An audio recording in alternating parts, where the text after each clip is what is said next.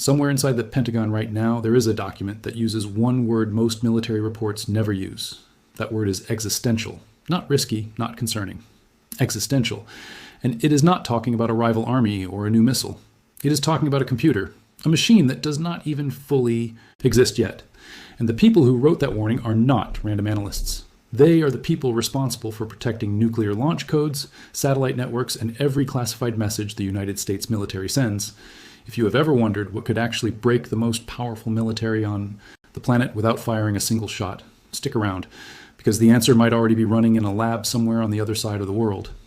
In the middle of 2026, the Department of Defense released something called the Post-Quantum Cryptography Strategy. It sounds boring on the surface, 25 pages of policy language, but buried inside it is one of the most alarming admissions a modern superpower has ever made in public. The strategy openly states that the rise of quantum supercomputing threatens not just T-data security, but the entire operational backbone of the American military. The document was signed off by the Pentagon's own chief information officer, and it says something that should stop anyone in their tracks. Nearly every deployed military asset will be affected in some way. Not some assets, not a few outdated systems, nearly every single one. To understand why this is such a big deal, you have to understand what encryption actually protects. Every time a soldier sends a coded message, every time a satellite talks to a ground station, every time a nuclear command authorization gets transmitted, it is wrapped in mathematical encryption. That encryption is not protected by magic. It is protected by math problems that are so difficult, a normal computer would take longer than the age of the universe to solve them. Two of those problems form the backbone of almost all modern secure communication. One is called factoring large numbers, which is the foundation of RSA encryption. The other is called elliptic curve cryptography, which secures many modern military and financial systems. For decades, these problems were considered basically unbreakable. No computer on Earth could crack them in a useful amount of time. Then quantum computing changed the math itself. There's an algorithm called Shor's algorithm, and it does something classical computers simply cannot do. It solves those supposedly unbreakable problems in a fraction of the time. Not slightly faster, exponentially faster. A task that would take a classical supercomputer literally longer than human history could, in theory, be completed by a sufficiently powerful quantum computer in hours or even days. That is the entire reason this Pentagon strategy uses the word existential.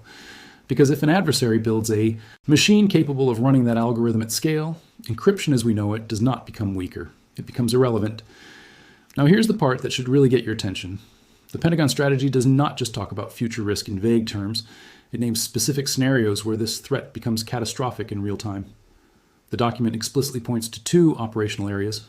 The first is the authorization and deployment of nuclear weapons. The second is coordinated military maneuvers with allied nations. Read that again. The Department of Defense is telling the public in an official strategy paper that nuclear command communications could be compromised by future quantum decryption. This is not a hacker stealing your credit card information. This is a scenario where command and control systems for the most destructive weapons on the planet could be intercepted, decrypted, or manipulated. But there is a twist that makes this even scarier, and it is something most people do not realize when they hear about quantum computing threats. The machine capable of doing this does not need to exist today for the danger to already be real. Intelligence agencies have a strategy called harvest now, decrypt later. The idea is simple and honestly kind of chilling. Adversaries intercept encrypted communications right now while they cannot read them, and they simply store that data. They wait. They know that eventually a powerful enough quantum computer will exist, and when it does, all of that previously unreadable data becomes an open book.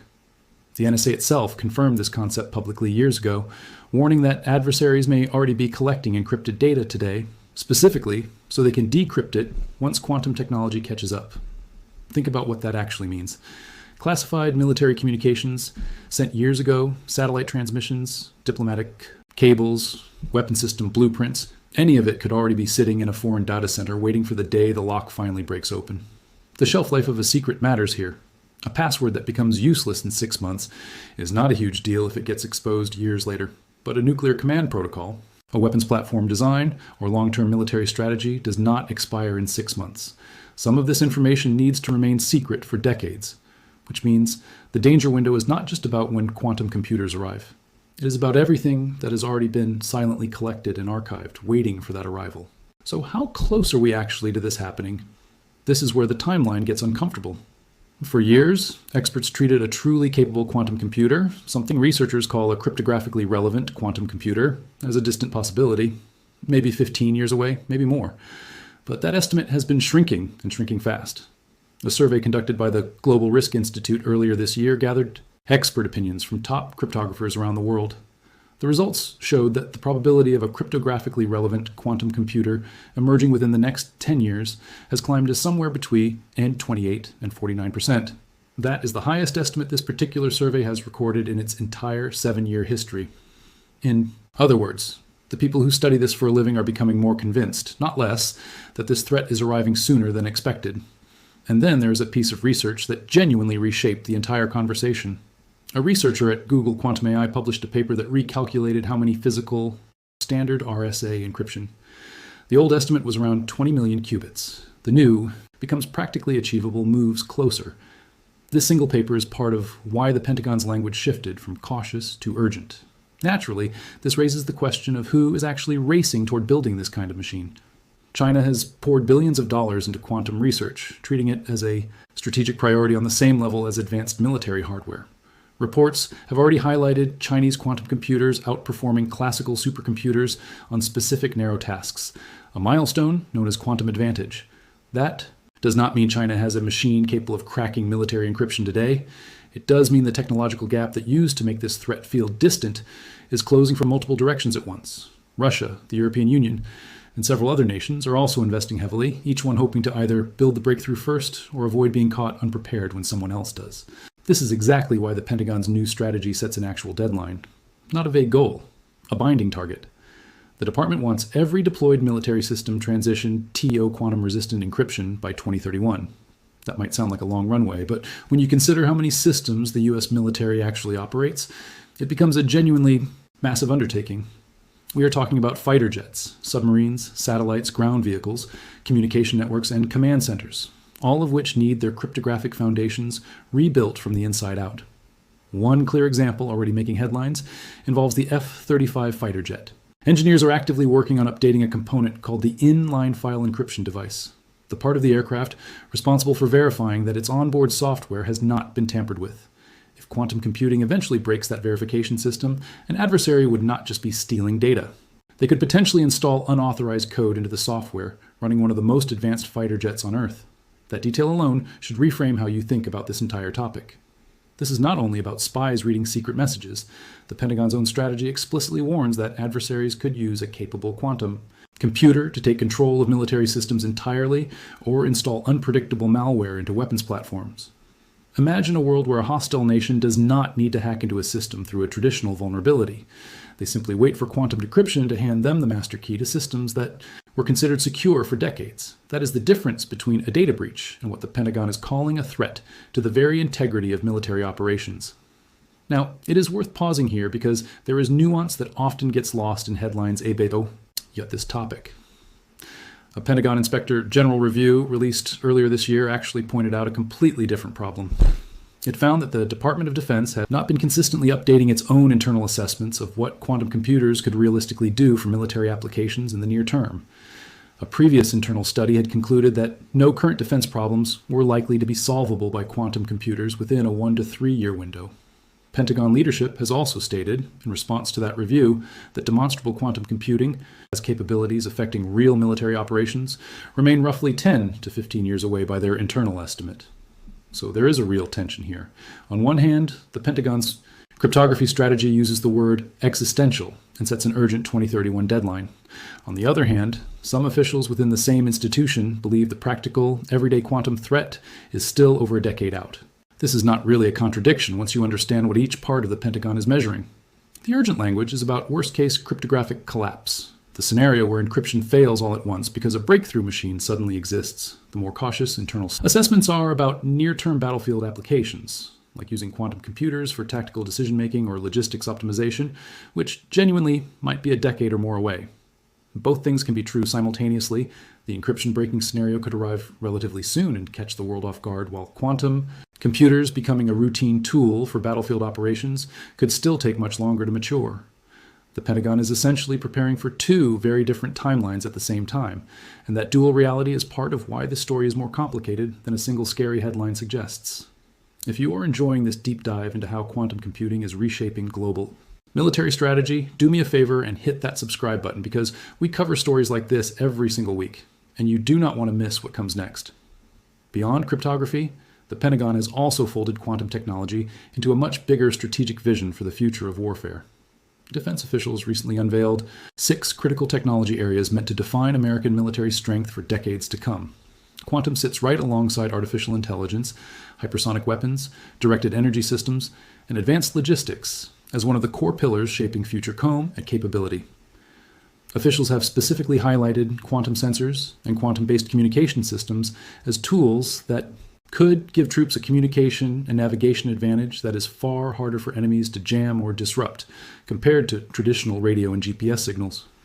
On contested terrain, where an enemy might try to block satellite navigation or intercept radio communication, quantum-based systems could theoretically offer a more resilient alternative. This is the other side of the quantum story that often gets overshadowed by the fear around encryption breaking. Quantum technology is not only a threat, it is also viewed inside the Pentagon as a potential American forces an edge in communication resilience, sensing, and secure coordination on future battlefields. The same underlying physics that could someday crack an enemy's encryption could also protect friendly communications in ways that are nearly impossible to intercept, using quantum-based encryption methods that are currently being researched and tested. So this is genuinely a two-sided arms race. Whoever builds a usable, cryptographically relevant quantum computer first gains a devastating offensive advantage. Whoever builds resilient quantum secured communication first gains a powerful defensive advantage. Both outcomes are being pursued simultaneously by multiple global powers, and neither side wants to be the one left behind when the breakthrough finally happens. So what actually happens between now and that 2031 deadline the Pentagon has set? The transition to quantum-resistant cryptography is not something you can simply download overnight like a software update. It requires physically and digitally reworking cryptographic systems embedded across an enormous range of hardware, from handheld communication devices used by soldiers in the field, to satellites already orbiting the planet, to legacy systems that were built decades ago without any quantum threat in mind. Every one of those systems needs new algorithms installed, tested, and verified, all while ensuring nothing breaks in the process, because these are not office computers. These are systems where a failure during an active military operation could cost lives. That is precisely why officials have warned that costs will be incurred and that adversaries will continue probing for weaknesses throughout this entire transition period. The upgrade itself becomes a moment of vulnerability, because attackers know that a system in the middle of a cryptographic transition is often more exposed than one that has either fully modernized or not started at all. There is also a broader lesson buried inside this entire story, one that extends far beyond military strategy. The same harvest now. Decrypt later threat facing the Pentagon applies to essentially everyone. Financial institutions, healthcare providers, and technology companies are all sitting on encrypted data that needs to remain confidential for years or even decades. Medical records, banking details, trade secrets, and personal communications are all potentially vulnerable to the exact same quantum decryption risk the military is racing to prepare for. The Pentagon's urgency is a signal flare for the rest of the world. If the institution responsible for the most secure communications on the planet is calling this an existential threat and setting hard deadlines, it is a strong indication that governments, companies, and everyday users should be paying far more attention to how their own data is protected long term. What makes this whole situation genuinely fascinating and a little unsettling is the uncertainty at the center of it all. Nobody knows exactly when a cryptographically relevant quantum computer will be built. It could be 5 years, it could be 15, but what the engineering challenges involved in building a stable, error-corrected quantum computer at the scale required are still immense, and plenty of skeptics argue the timeline could stretch much longer than current headlines suggest, but the Pentagon's own strategy makes it clear that waiting for certainty is not an option. When the potential consequence involves nuclear command systems and the integrity of the entire military's digital infrastructure, you do not wait until the threat is confirmed to start preparing for it. You treat the worst-case scenario as your baseline, and you build your defenses accordingly, even if that breakthrough machine never actually arrives on the timeline everyone fears. It also helps to look at how the Pentagon is actually testing whether any of this quantum promise is even real instead of just theoretical hype. There's a program run by DARPA, the Defense Advanced Research Projects Agency, called the Quantum Benchmarking Initiative. Its entire purpose is to figure out whether a genuinely useful quantum computer can be built faster than most experts currently expect. DARPA. Program managers have been blunt about how hard this evaluation actually is. It is extremely difficult to look at a promising quantum computing company and determine whether their approach will actually hold up at scale or whether it will collapse the moment someone tries to push it beyond a laboratory demonstration. This program specifically wants to know if the value of these machines will outweigh their enormous cost by the early 2030s, which lines up almost perfectly with the timeline the Pentagon is using for its cryptographic overhaul. Alongside that benchmarking effort, there's another initiative aimed at near-term applications, something officials have described as getting practical quantum tools into the hands of the armed services sooner rather than later. The goal is not to wait for a perfect, fully mature quantum computer before doing anything useful with the technology. Instead, defense researchers are trying to identify smaller, more immediate applications where even limited quantum capability could offer a battlefield advantage today, while the bigger cryptographic threat continues developing in the background. This dual-track approach, preparing for the worst-case scenario while also experimenting with near-term benefits, shows just how seriously the military is treating quantum as a technology that could reshape both offense and defense simultaneously. The geopolitical angle here cannot be ignored either. Defense assessments have pointed to China successfully designing and building quantum computers capable of outperforming classical high-performance systems on specific, narrowly defined problems. That milestone alone does not mean an encryption-breaking machine already exists somewhere in a Chinese military facility, but it does confirm that the technological race is not hypothetical. Multiple nations are actively pushing the boundaries of what quantum hardware can do, and every incremental breakthrough on either side shortens the runway everyone else has to prepare. This is part of why officials have warned that the Pentagon must act now or risk being eclipsed by rivals who are moving aggressively on quantum research funding, talent recruitment, and infrastructure investment. There is also a financial and industrial dimension worth understanding, because this is not just a story about government policy. It is a story about an entire industry racing to position itself around a threat that is not fully materialized yet. Quantum computing startups, cybersecurity vendors, and defense contractors are all competing to become the trusted partners who help militaries and corporations transition to quantum-resistant systems. Some of these vendors are already offering what they call crypto agility, the ability to swap out cryptographic algorithms across a network without shutting everything down, specifically so organizations are not caught flat-footed if today's post-quantum standard turns out to have a flaw and needs to be replaced with tomorrow's improved standard.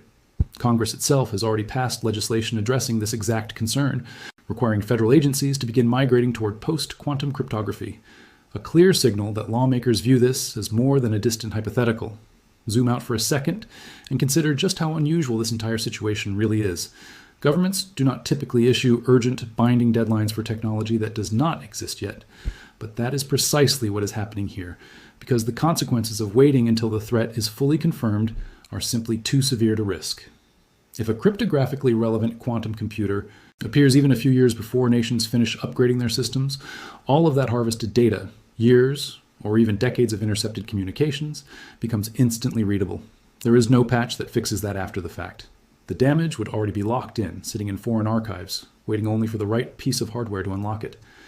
That single fact, more than any single statistic or survey result, explains why the Pentagon chose the word existential instead of something softer. That is really the core tension driving this entire story. A machine that might not exist for years is already reshaping military policy, defense budgets, and national security priorities right now. The Pentagon is not waiting to see if the quantum threat becomes real before responding to it. It is treating the mere possibility as reason enough to overhaul the cryptographic foundation of the most powerful military on the planet. Whether that team machine arrives in 5 years or 15, one thing is already certain. The rules of digital security, as we have known them for the past several decades, are on borrowed time, and the countries that prepare first will be the ones writing the next chapter of global power. If this kind of breakdown helps you understand what is really happening behind the headlines, make sure you like this video and subscribe, because there's a lot more of this coming, and you will not want to miss it.